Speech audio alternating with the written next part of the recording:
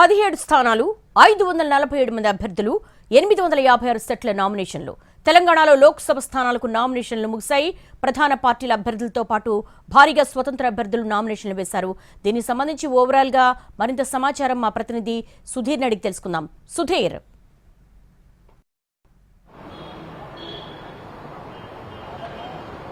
తెలంగాణలోని 17 లోక్సభ స్థానాలకు సంబంధించి నామినేషన్ల ప్రక్రియ ముగిసింది. ఈ నెల 18న ప్రారంభమైన నామినేషన్ల ప్రక్రియ ఈరోజు సాయంత్రం 3 గంటల సమయంలో ముగిసినట్టుగా కూడా తెలుస్తుంది.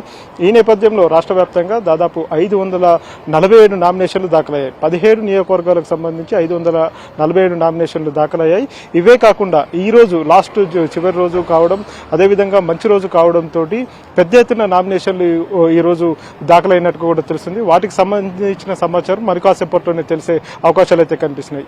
ఈ రకంగా చూసుకున్నట్లయితే 547 నామినేషన్లకు గాను 800 పైచీలకు సెట్ల నామినేషన్లు దాఖలైన పరిస్థితి కనిపిస్తుంది. అవి ఇంకా పెరిగే అవకాశాలు అయితే కనిపిస్తుంది. 17 నియోజకవర్గాల్లో దాదాపుగా స్వతంత్ర అభ్యర్థులే ఎక్కువ స్థాయిలో నామినేషన్లు దాఖలు చేసినట్టుగా కూడా తెలుస్తుంది. ఇటు జాతీయ పార్టీలు, అదేవిధంగా ప్రాంతీయ పార్టీలతో పాటుగా స్వతంత్ర అభ్యర్థులు పెద్ద ఎత్తున నామినేషన్లు దాఖలు చేశారు. వారు 2 లేదా 3 సెట్ల నామినేషన్లు కూడా దాఖలు చేసిన పరిస్థితి కనిపిస్తుంది. అంతేకాకుండా హైదరాబాద్లోని కంటోన్మెంట్ నియోజకవర్గం ఏదైతే ఉందో, అసెంబ్లీ నియోజకవర్గం, దానికి సంబంధించి కూడా 13 నామినేషన్లు దాఖలైన పరిస్థితి కనిపిస్తుంది. రేపు నామినేషన్ల పరిశీలన ఉంటుంది, నామినేషన్ల స్క్రూటినీ కూడా ఉంటుంది. అదేవిధంగా ఈ నెల 29వ తేదీన నామినేషన్ల విత్డ్రాకు సాయంత్రం 5 గంటల వరకు కూడా సమయం కేటాయించడం జరిగింది. అప్పటి వరకు కూడా ఎవరైనా అభ్యర్థులు నామినేషన్ విత్డ్రా చేసుకోవాలనుకుంటే ఆ సమయంలోపు విత్డ్రా చేసుకోవచ్చు. ఆ తర్వాత అభ్యర్థులకు గుర్తుల కేటాయింపు ఉంటుంది. అంతేకాకుండా ఎవరెవరు ఎన్నికల బరిలో ఉంటున్నారో ఆ రోజు పూర్తి స్థాయిలో వివరాలు తెలిసే అవకాశం అయితే ఉంటుంది. ఎందుకంటే నామినేషన్ల విత్డ్రా అనేది చాలా క్రూషియల్ గా ఉంటుంది ఎన్నికల ప్రక్రియలో.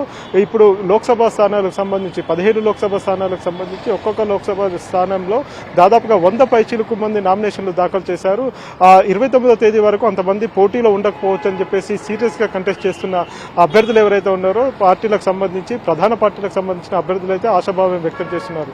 ఇప్పటికే ప్రధాన పార్టీలన్నీ కూడా ప్రచార పర్వాన్ని తారాస్థాయికి తీసుకువెళ్లడం జరిగింది. ఆయా పార్టీలకు సంబంధించిన ముఖ్య నేతలంతా కూడా పెద్ద ఎత్తున బహిరంగ సభలు, అదేవిధంగా కార్నర్ మీటింగ్స్ కూడా పెడుతున్న పరిస్థితి కనిపిస్తుంది. రాష్ట్రంలో శాంతి భద్రతలకు సంబంధించి ఎప్పటికప్పుడు ఎన్నికల కమిషన్ సమీక్షా సమావేశాలు నిర్వహిస్తూనే ఉంది. దీంతో పాటుగా కేంద్ర ఎన్నికల కమిషన్ కూడా ప్రతిరోజు రాష్ట్రంలో జరుగుతున్న ఎన్నికల ప్రక్రియకు సంబంధించి